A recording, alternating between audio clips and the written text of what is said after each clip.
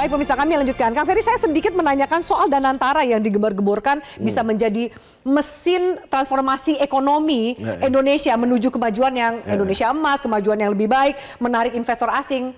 Apakah bisa bergerak, bisa berdampak dalam waktu dekat ini minimal tahun 2025? Enggak, saya nggak yakin. Karena pertama kali seperti saya pernah ucapkan bahwa vehicle-nya, kendaraannya, institutional platformnya ini salah. Ya kan, yang kita butuhkan bukanlah super holding, tapi SPV semacam INA, ya kan ya. Nah, bayangkan kalau cuma memang mengelola dividen daripada BUMN yang jumlahnya sangat tiny, sangat kecil, membutuhkan kapal yang begitu besar, itu udah salah. Boros. Bukan boros lagi, salah. Salah. Yang kedua adalah kembali lagi, saya tantangin, kalau memang Danantara ini proyek-proyeknya seksi untuk mendorong ekonomi kita ke 8%, coba roadshow ke London, ke New York, ke sentra-sentra keuangan dunia. Kalau sampean bisa mendapatkan dana dengan menjual obligasi, saya salut, baru saya angkat kopi. Tapi saya tidak yakin. Kenapa? Orang-orang fund-fund besar tidak akan mau menyemplungkan uangnya ke hilirisasi. Mereka lebih suka invest di teknologi, di inovasi, di consumer goods, bukan di hilirisasi yang cash flow-nya nggak jelas. Tapi ada nama-nama besar, di situ ada Tony Blair, ada Thaksin, ada... ini Mbak, saya ngeliatnya begini, muka Anda jelek, maka harus di make up. Nah, make upnya ketebelan, gitu. Sampai orang bingung, ini cewek apa bencong?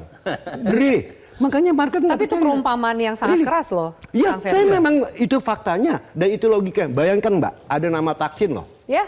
Dan Thaksin everyone knows who he is, ya kan? Yang kedua Ray Dalio, ini lucu. Sebab apa? Ray Dalio, kalau seandainya Ray Dalio pikir proyek-proyek yang seksi, dia nggak akan di dewan pengawas, Mbak. Dia investor. Iya dong. Kalau dia di dewan pengawas, sedangkan dia tahu dia akan invest, ini conflicting. Ini kan jadi lucu ya. Jadi dewan pengawas sekaligus pemain gitu. Ya kan nggak bisa. Nggak bisa kan? Nggak bisa. Dan dia boleh pasti tahu aturan. Kecuali bangsa kita barangkali ya. Oke, baik. Dari sisi Kang, kalau kemudian maaf ini catatannya nggak terlalu bagus kalau kita melihat analisa pekerjaan rumahnya, membenahi komunikasi publik dan situasi politik, pekerjaan rumah. Ekonomi lebih besar lagi. Bagaimana dari penegakan hukum? Apakah masih bisa diharapkan? Karena penegakan hukum ini juga salah satu indikator kepercayaan publik terhadap pemerintah, Kang Asep. Ya, penegakan hukum tergantung kepercayaan. Kita bagi dua, untuk bawah dan atas. Ketika ekonomi tidak baik-baik saja, artinya daya beli masyarakat kurang. Artinya sekarang ditunjukkan ketika mudik, harusnya tahun lalu 240 juta, sekarang 100 juta tidak pulang. Ketika daya beli kurang, itu akan menimbulkan apa? Orang butuh perut. Ketika butuh akan terjadi kriminalisasi. Ya, kriminal bahkan ya, kriminal orang untuk kepentingan perutnya. Nah, ketika orang-orang tidak percaya lagi penegakan hukum, orang akan melakukan apa saja. Apalagi tadi dikaitkan ya, ketika bandar-bandar penyelesaian perkara tidak pernah selesai. Saya kasih contoh, pagar laut hanya di lurah. Siapa di belakangnya tidak selesai. Timah juga tidak selesai, hanya di situ, hanya ganti pemain. Kemudian juga di Mahkamah Agung kasus-kasus tidak selesai. Artinya ketika rakyat kecil butuh kepastian, butuh kepercayaan, tapi tidak ditunjukkan contoh yang paling atas, malah yang atas membentuk Danantara yang sering saya katakan dana sementara untuk saudara-saudara. Kan tadi katakan Kang Ferry benar, itu yang tadi karena apa? Itu badannya, itu badan loh, tanggung jawabnya gimana, nanti organnya gimana, ya dananya kalau itu badan harus APBN, kalau ini dividen dari perusahaan-perusahaan yang tadi lebih baik orang bermain di obligasi, ini bahaya secara hukum pertanggungjawabannya akan terulang kasus Malaysia, tidak belajar dari tempat yang lain. Artinya apa? Kepercayaan dari luar sudah mulai menurun, tidak ikut-ikutan lagi. Kepercayaan masyarakat sudah tidak ada, penegakan hukum tidak ada suri toladan, tidak ada penyelesaian, hanyalah yang memunculkannya kutu kupret, sedangkan kutu loncatnya tidak dicari. Gitu ya. Artinya apa? Penegakan hukum jangan harap akan tegak kalau kepercayaan tidak ada dari publik. Karena penegakan hukum ada dua, politik hukum tadi. Politik hukum pembentukannya penegakan hukum. Penegak hukum tidak melaksanakan hukum, malah melawan hukum. Contoh banyak penegak hukum melanggar peraturan. Nampak sekali hampir tiap hari berita-berita. Beritanya soal, itu soal penegak hukum yang bermasalah. Tidak pernah selesai, itu kartusnya yang gede-gede itu kan. Hanya sampai di kutu kupret. Sekarang nanti, kalau itu orang rakyat butuh, ya demi perutnya akan melakukan sesuatu. Kriminal kan, demi perutnya. Sementara yang di atas, sudah gajinya triliunan, miliaran, masih melakukan hal itu.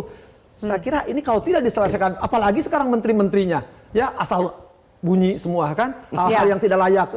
Dikomentari dengan tidak empati terhadap situasi sentimen publik. Tapi gimana ya, saya juga bingung. Kita di hari raya Lebaran ingin mencoba membangun optimisme loh Kang. Lebaran itu kan kembali ke sucian, kembali ke fitrah kita kembali suci. Orang Indonesia lu memaafkan. Tapi kita maafkan para penegak hukumnya, memaafkan pemimpinnya. Pemaafkan koruptor kan nggak mungkin. Ya. masih tetap begitu ya kita nggak mungkin. Sementara rakyat nerima gitu kan. Nah ini yang kita khawatirkan, amarah rakyat ketika memang situasi tidak terkendali, ekonomi parah, politik bahkan Prof. Burhan udah mengatakan tadi kita aman-aman saja, hampir koalisi penuh semua. Di elit loh Kang. Di elit, tapi loh. kaum elit tadi butuh perut gitu kan. Sekarang itu ya kepercayaan itu jangan karena pulus.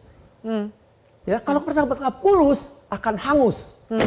Harus kan semua itu karena tulus. Tulus, oke. Kalau kalian tulus, pasti semuanya akan mulus. Mas Burhan, tapi adakah kemudian quick win yang bisa dilakukan oleh pemerintah karena kemudian ini semua pihak mengkritik, meskipun bahkan Pak Presiden mengatakan anjing menggonggong kita kafilah berlalu. Nah, apa yang bisa dilakukan oleh pemerintah untuk meredam perut yang lapar lalu bertindak kriminalitas, meredam pesimisme soal danantara dan ekonomi Indonesia? Adakah yang bisa dilakukan secara cepat? Begini ya, kalau ditanya kepada opini publik, itu di antara sekian indikator yang relatif positif isu penegakan hukum malah kan. Masih lebih baik dibanding misalnya ekonomi atau politik ya.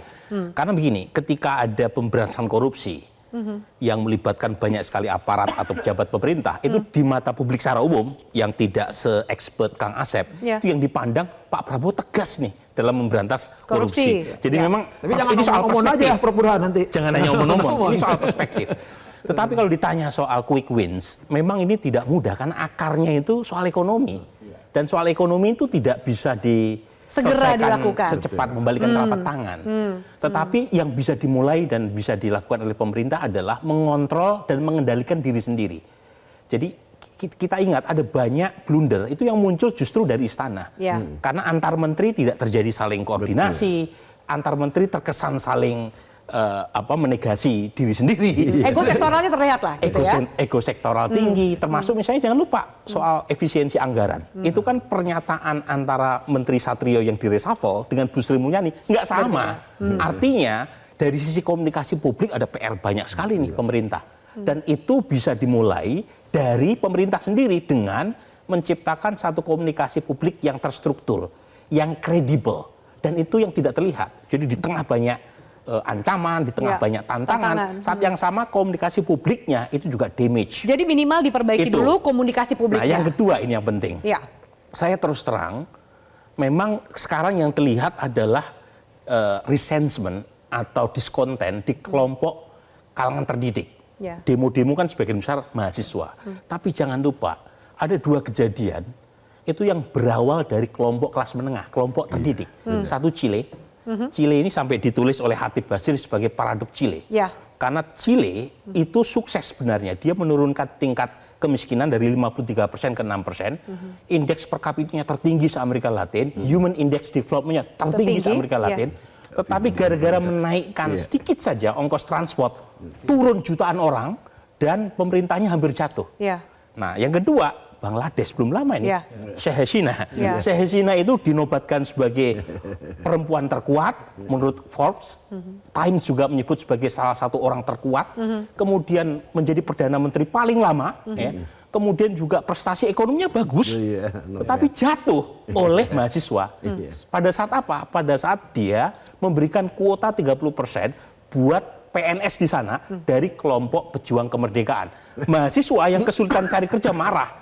Ini kenapa ada privilege buat kelompok tertentu? Poin saya, ya jangan sampai kejadian Chile dan Bangladesh terulang di sini. Dengan apa? Cepat merespon, terutama masalah ekonomi. Karena tapi ini akarnya di sana. Situasi krisis yang terjadi dan dijelaskan itu didengar dan dilihat oleh pemerintah nggak sih, Mas Burhan? Boleh Mas Burhan jawabnya usai jeda supaya tidak terpotong. Saya tahu Kang Ferry juga mau menanggapi soal ekonomi. Adakah kemudian yang bisa dilakukan quick win untuk minimal memberikan harapan atau optimisme kepada masyarakat, terutama di kalangan kelas menengah? Kami lanjut ke pemirsa usai jeda. Tetaplah bersama kami. Jelajahi cara baru mendapatkan informasi. Download Metro TV Extend sekarang.